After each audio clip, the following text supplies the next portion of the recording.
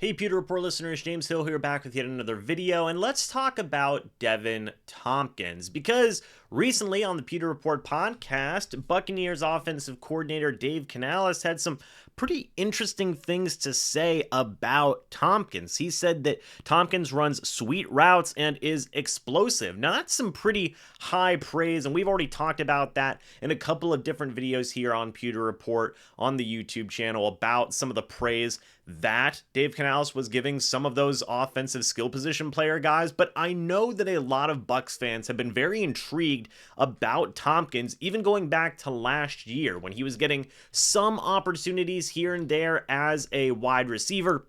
And also, he had replaced Jalen Darden as the team's main kick returner as well. So there is definitely a lot of Bucs fans, I would say, that are intrigued about the possibility of Devin Tompkins and what he can potentially bring to the Tampa Bay Buccaneers. Now, in terms of overall stats, Devin Tompkins, 10 targets, 5 receptions, 32 receiving yards, nothing crazy. He did convert a pretty big first down to help the Tampa Bay Buccaneers get in field goal range to win a game earlier last year, and I know that that was definitely a fond memory on a lot of people's minds. And even as a returner, he had 18 total returns, 6 punt returns, 12 kick returns, and didn't do a ton necessarily. He averaged 10.2 yards per return on punt returns, 21.9 yards per return on kickoff returns. But with the Buccaneers having a little bit of opportunity here in the back half of their wide receiver room, of course, I'm talking about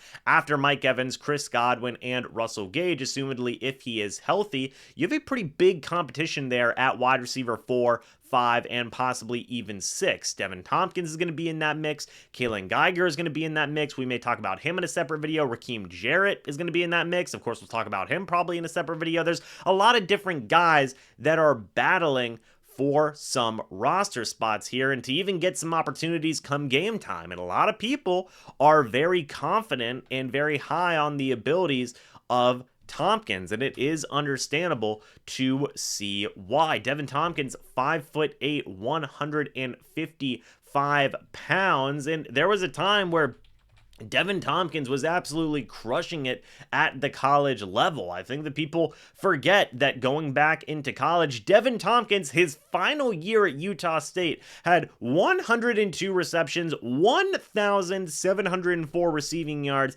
and 10 receiving touchdowns. That is pretty freaking good. He was one of the top receivers in the nation in terms of overall stats. That is the Devin Tompkins that a lot of people want to see, a lot of Bucs fans want to see. And now with these opportunities coming up here, there is a chance that Devin Tompkins will be able to put up some good stats and will be able to integrate into this offense very, very well. So it is going to be interesting with this more so, let's call it West Coast style of offense that Dave Canales will potentially be running here. There's going to be a lot of, I think, unique opportunities for Tompkins in terms of the short to intermediate passing game, maybe even some RPO stuff in there, maybe catching some screens, maybe being, used out of the backfield. So many different things that I think you can do with a guy like Tompkins, who I think, at 5'8", 155 pounds, he's got the size to be used in a lot of different situations, inside, outside, out of the backfield. A lot of creativity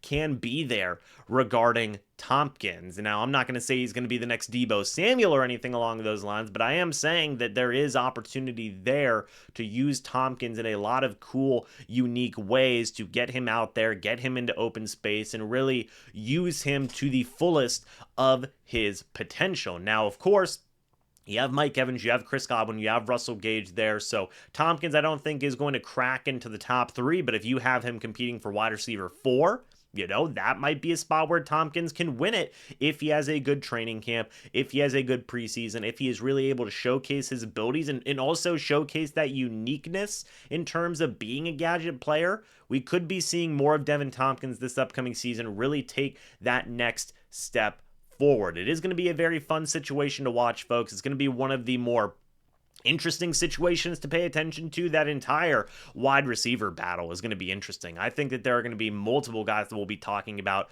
over the next month, kind of dialing in, focusing on these guys and what they can do potentially for the Tampa Bay Buccaneers. We've started here with Devin Tompkins, but man, oh man, that back half of the wide receiver room is going to be a lot of fun to pay attention to this upcoming training camp, so there is going to be some opportunity there. But folks, what are your guys' thoughts and opinions on Devin Tompkins? Let me know. I would love to hear them down in the comment section below. Your guys' thoughts and opinions on Tompkins and what you feel his role could be in this Buccaneers offense. Folks, thank you guys so much for watching this video. Hope y'all enjoyed. And as always, we will see you all in the next video or the next live stream here on Pewter Report. But until then, and as always, folks, goodbye for now and see you soon.